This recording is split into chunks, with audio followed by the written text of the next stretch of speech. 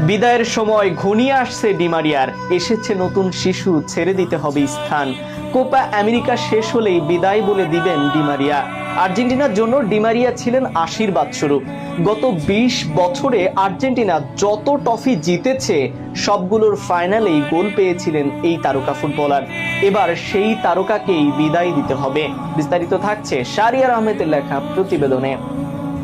আর্জেন্টিনার জন্য ডিমারিয়া ছিলেন আশীর্বাদ স্বরূপ।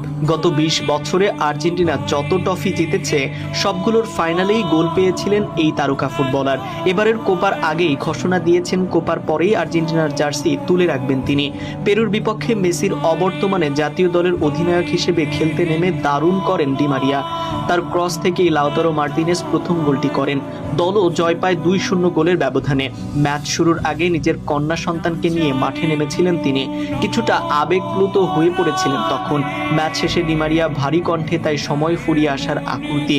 আমি অনেক ভুগেছি, আমি জানি অনেক কম সময় বাকি আছে আমার। আশা করি বিধাতা আমাকে আরও একবার শেষ হাসি হাসাবে। দলের গুরুত্বপূর্ণ জয়ে গ্রুপ চ্যাম্পিয়ন হিসেবেই পরের রাউন্ডে ওঠে আর্জেন্টিনা। ম্যাচে নিজের সন্তানকে নিয়ে মাঠে নামার ব্যাপারে ডিমারিয়া বলেন, আমি খুব খুশি, আমি এটা অনেক দিন ধরেই চাচ্ছিলাম।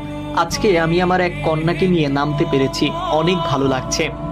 অন্যদিকে কোপা আমেরিকায় ৩ ম্যাচে ৪ গোল, যেভাবে বিশ্বকাপের যন্ত্রণা ভুলছেন মার্টিনেজ। ২০২২ সালে ৩৬ বছর পর আর্জেন্টিনা বিশ্বকাপ জিতলেও টুর্নামেন্টটা ব্যক্তিগতভাবে লাউতারো মার্টিনেজের জন্য ছিল ভুলে যাওয়ার মতোই। ৬ ম্যাচে ২৪২ মিনিট মাঠ থেকে কোনো গোল বা গোলের সহায়তা করতে পারেনি আর্জেন্টাইন স্ট্রাইকার। বিশ্বকাপের আগেই মার্টিনেজকে আর্জেন্টিনার মূল স্কোয়াড ভাবা হলেও